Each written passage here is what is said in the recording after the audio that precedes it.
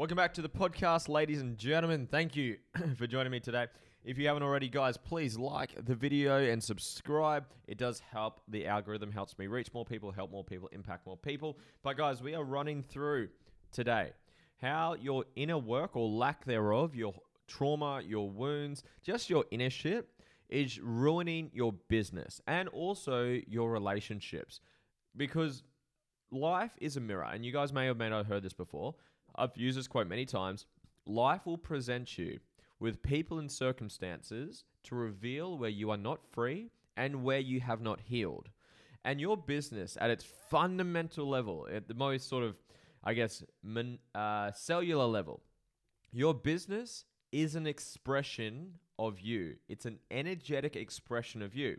So if you've got a lot of shit that's going on in the inside, that's going to materialize in your business. You're going to have shit culture. You're going to have shit consistency. You're going to have up and down weeks with revenue because there's no consistency done. You're going to have bad retention with your clients. You're going to have bad retention with your team member, your staff members. It's just going to start to materialize. And something that I love about business and intimate relationships is it forces you to do the inner work, because if you don't, it turns to shit. It ruins it. I do a lot of work with people when it comes to relationships, business, inner work, and all that good stuff. And the amount of correlation between the stuff they haven't healed through, or the limiting beliefs, or the self-image that they've got, and how their business and their relationships and other areas, their health as well, their family, their parents, whatever it may be, it's all linked together. So that's why it's so important to do both. It's so important to, yes, work on your business, do more sales, do more marketing, hire people, do all that stuff, systems, processes. But it's so fucking crucial to do the inner work. I use the analogy all the time. You want to be a Buddha in a Benz. You want to be super fulfilled, happy, doing the inner work, healing, all that stuff, learning how to let go, learning how to meditate, learning how to journal, learning how to be at peace, doing all the personal shit. But then you want to have that commercial structure as well. You want to make sure that you understand sales and marketing. You want to understand your systems are up to date. You're improving your systems and processes. You're making sure your culture's on point, etc., etc. So the purpose of this podcast today is to show you step by step what you can do to improve the personal stuff, because the personal shit is what's showing up in your business. Something that I do with my team. I hate that rule or that saying that you may have heard, don't bring your shit to work. There's truth in that. So I do agree, don't bring your personal shit to work and unload it onto your clients and to the other team members. However, I believe in a variant of that is feel safe enough to bring your shit to work at the right time in the right context so you can work through it together. Because whether you like it or not, your personal shit is showing up in your business and your professional life. So they are linked. And that's why, again, it's so important to do both. Do the personal work, do the inner work, heal, let go, rewrite those limiting beliefs, work on your self-image, your confidence, your self-love, but also make sure that you are doing the commercial structure of things. So first things first. The first one that I said, I've already said it as I just gave you that little spiel, is that your business is an expression of you. Your relationships, your life, it's an expression of you. So if it's not where you want it to be, which will be 99.99999% of you guys, everyone wants to grow, right? Life is about growth. It's not about the goals we achieve. It's the people, the men, the women, or however you identify yourself. It's who we become on pursuit of those goals that truly fucking lights us up. So life is all about growth. So you got to firstly appreciate that whatever is happening in your life, it is a reflection of who you are. Whatever the beliefs you've got, whatever wounds or traumas that you haven't healed through yet, the skills that you have or haven't got, everything is a reflection of you. Which leads me to point 2, is you got to learn how to take extreme ownership. A fantastic book is called Extreme Ownership by Jocko Willink. He's an incredible speaker. For anyone that knows who he is, fantastic speaker. Google him, YouTube him. He's fantastic. Navy SEAL, and just the correlations between the special forces and life and business. It's incredible. So even he uses a really good example in the book, or one of the books that he's written a couple of books. So one of the books that he's written that I've read is, if you're like, say you're the leader of the platoon or the team that's out in the forces, you've got a mission that you're completing, there might be 100 people on this team. And say as the leader, say one person on that team makes one mistake and it ruins the mission for the entire team. The other 99 people did their job right. They did what they had to do. They did what they were trained to do. But this one person drops the ball, makes the mistake, and ruins the entire mission for the entire team. He has this example, and he goes around the group and says, whose fault was it? Whose fault was it? Whose fault was it? Whose fault was it? And they were saying, oh, it's this person's fault. It's this person's fault, etc. He said, no, it's my fault. I'm the leader of this team. It is my fault. I take extreme ownership of that. Yes, there's a line between taking too much ownership, because then you take away the ability for the other people to learn to take ownership. So there is a balance. But a general rule for life is, what I do is I take extreme ownership for it, for the things I do achieve and the things that I don't, the achievements that I make and the failures that I make. You got to learn how to take extreme ownership, because the second you blame someone or something else for your life, you're giving your power away to improve it. You're literally saying, hey, here's the power for my life given to you. My life and my business is this way because of this person, because of my partner, because of my parents, because of my upbringing, because of the whatever. You're giving your power away to improve it. Responsibility doesn't, it's not saying that what happened wasn't unjust. It wasn't saying that what happened wasn't hard. It wasn't, excuse me, I just burped on the podcast. It doesn't mean it wasn't tough. It wasn't sad. It wasn't I guess, injustice what happened. But responsible, if you look at that word, it's your ability to respond. Responsible, your ability to respond. So whatever happens to you, don't look out there. Don't point the finger. Don't blame. Don't give your power away. Take responsibility and say, you know what? My business, it's not where I want it to be. My relationship, it's not where I want it to be. My health, it's not where I want it to be. That's my fault. That's my responsibility. That's my power to do something about it. You might not have been your fault. I just kind of contradicted what I just said. It might not have been your fault what led to that, but it is your responsibility of what you do about it. So that's the second step, is take extreme ownership of what's going on.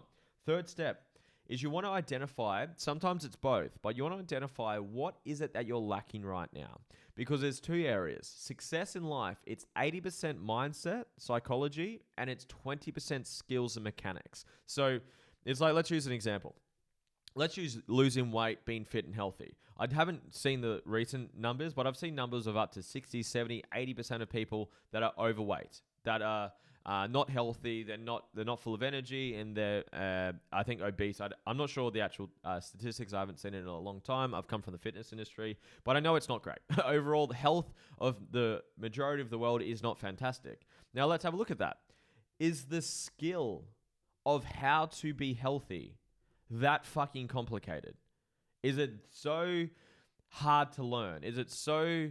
I know you need to go to university for 8 fucking years and spend hundreds of thousands of dollars to learn how to be relatively healthy. I'm not talking the most healthiest person and fittest person on the planet, but to be relatively healthy.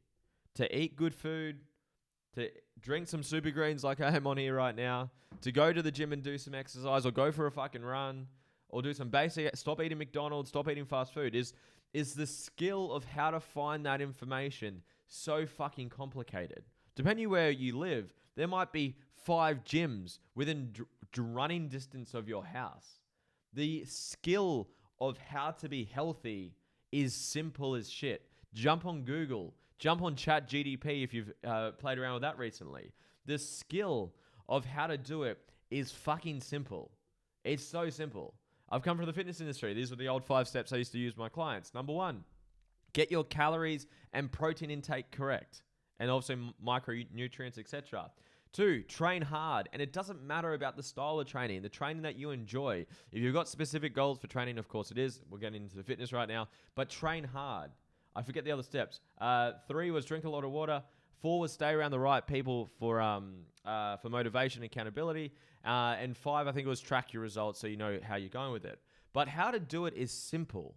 Train hard or do some exercise, eat some good food, don't eat shit all the time, get some good sleep, drink some water. Pretty straightforward. The skill is simple. Why do so many fucking people struggle to look after their health? To go train consistently? To eat relatively good food? To stop getting fucking McDonald's? It's because of the psychology. And if you dive into that, go down that rabbit hole, which is what I love doing, probably trauma's there. There's probably wounds there. There's probably coping mechanisms that's there. There's probably some limiting beliefs that are there. And you want to learn to work on that. And again, that's why it's so important that this inner shit is showing up in your business, in your personal life, in your relationships, in your parenting, everywhere. Life is a mirror. Life is going to present you with people and circumstances to reveal where you have not done the inner work. The 4th step that I've got for you guys today is identify, like I said, is it the skill set that you're missing? Are you lacking skills? Or is it the mental side? Is it the mindset? Is there some inner shit, some inner work that you haven't done? And then you want to go find a mentor or a coach to help you through that. And that doesn't necessarily mean going and paying a coach if you've got the opportunity to do so. I love having mentors, someone that I can work with, bounce ideas off, have accountability, have the ability to be seen and heard and loved unconditionally with no judgment. That's how a lot of the inner work is done, actually. So a lot of inner work, if you're doing some healing work and you're working through traumas, it's being seen and loved and heard unconditionally for being the authentic version of you. That's where a lot of the healing work is done. But you don't necessarily have to have mentors as in you have a coach working with you one-on-one or in a group setting. Again, I do recommend it.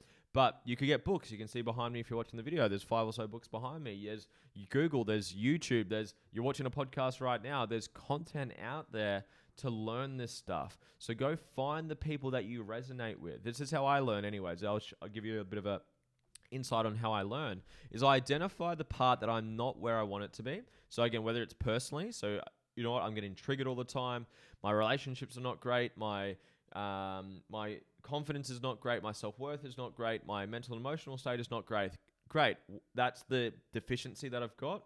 Who can I look into? I start Googling. I jump on social media. I start Googling. I obviously listen to podcasts. I ask friends, hey, look, friends, I've got this challenge that I want to work on. Do you have any recommendations of who I could work with?